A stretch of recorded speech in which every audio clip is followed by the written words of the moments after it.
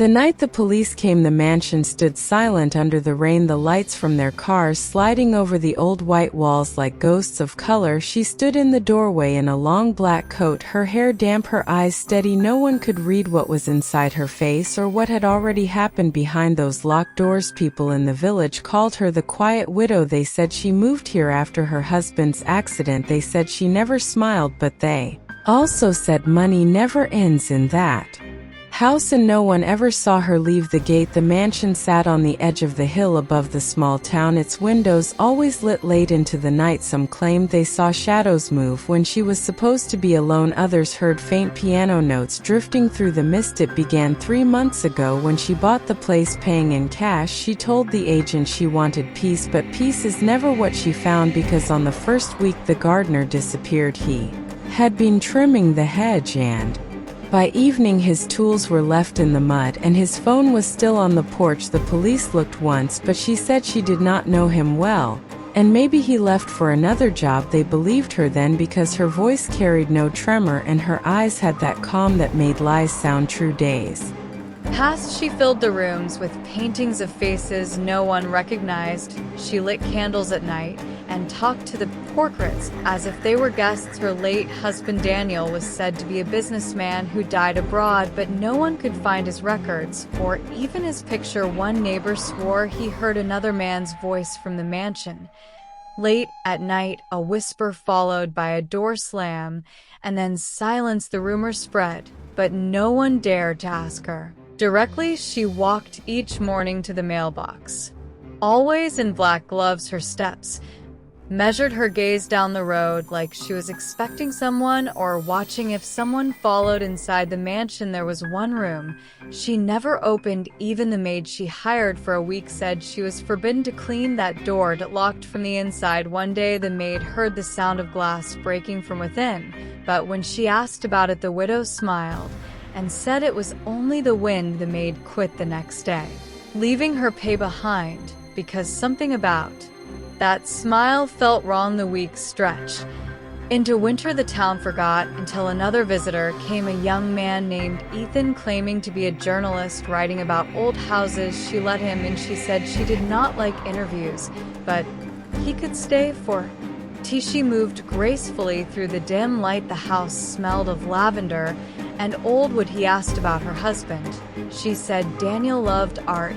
He collected faces that told stories. Ethan looked around at the paintings. Each face seemed to stare back with a strange knowing. He asked who painted them. She said softly, I did. Ethan noticed one painting half covered by a sheet. It looked unfinished, only the eyes were complete, and they looked exactly like his. He stepped back uneasy. She smiled again, that same calm, almost kind smile, and said, you look pale. Maybe you need to rest. The rain had started outside. Thunder rolled across the hills. She led him toward the staircase, but halfway up the lights flickered and went out. When they came back on, she was holding something in her hand, a small silver key. She said, this house hides stories, some better left unseen. He asked what she meant, but she turned away, whispering something about Daniel not liking strangers. He felt the air grow colder. Each step forward made the floor groan. She opened the locked door at the end of the hall, the one no one had entered. Inside was a single chair, a mirror, and a trunk large and old.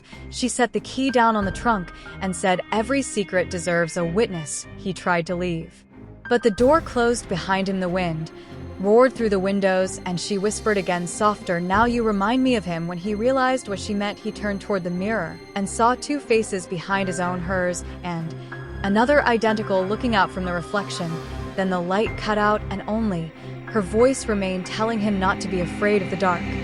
The silence inside the mansion grew thicker as the night stretched on. Ethan could not see her anymore, only the dim outline of the trunk and the cold shine of the mirror. The storm outside raged louder, and the window glass trembled. The air smelled of iron and wet paint. He reached for the key, but her voice stopped him. It sounded closer, now almost behind his ear. She said, Daniel never liked when they tried to leave. He asked who they were, but she did not answer. The floor under his feet felt sticky, and when he looked down, he saw faint red stains leading toward the trunk.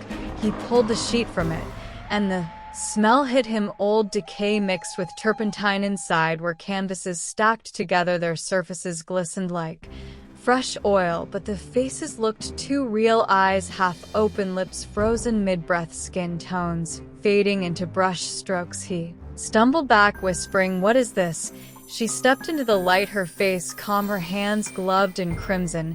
She said softly, "They never stay long enough to finish their story, so I keep them close. The police would never understand. I only paint what deserves to be remembered." Ethan realized the unfinished portrait on the wall now had color on its cheeks, the same shade as his own blood. She lifted the brush from the table and said, "You look perfect in this light." He ran for the door, but it did not move. The mirror behind him rippled like water, and the reflection showed her standing already behind him, even though she was still across the room. She smiled in both places, her eyes bright and unblinking. She whispered, "Sometimes I start before they stop moving. It makes the color warmer." He felt the cold touch of the brush on his neck, and then darkness. The next morning the mansion looked the same from the outside, quiet and pale. The rain washed the gravel clean, the mailbox still empty. A week passed before anyone came again. A delivery driver found the door open, the lights still burning. The living room smelled of oil, paint, and roses. On the easel stood a new portrait, a young man with gray eyes staring forever toward the window, his expression caught between fear and surrender. The widow was nowhere to be found, only her coat hung on the chair, and the faint sound of a piano played from somewhere deeper inside the house, as if the keys were pressed by invisible hands. The police searched every room. They opened the trunk and found nothing but blank canvases, each still wet with color. The captain ordered the house sealed, but before they left, one officer swore he saw movement in the mirror, the reflection of a woman in black smiling as she painted, though no one stood there. The mansion was locked again, left for the rain and the whispers. Some say at night you can still see candlelight behind the curtains and the shadows of faces that never existed. They say the widow waits for new colors, and every few months another traveler disappears near the hill. The townspeople stop talking about her, but sometimes a new painting appears in the old gallery downtown, and signed yet hauntingly familiar, each one showing a pair of eyes that seem alive and watching. Those who stare too long say the pupils move just slightly, following them to the door, and outside in the reflection of the glass a figure stands behind them, her hands holding a brush, her smile quiet, patient, as if ready to begin another story for the walls of her hidden mansion.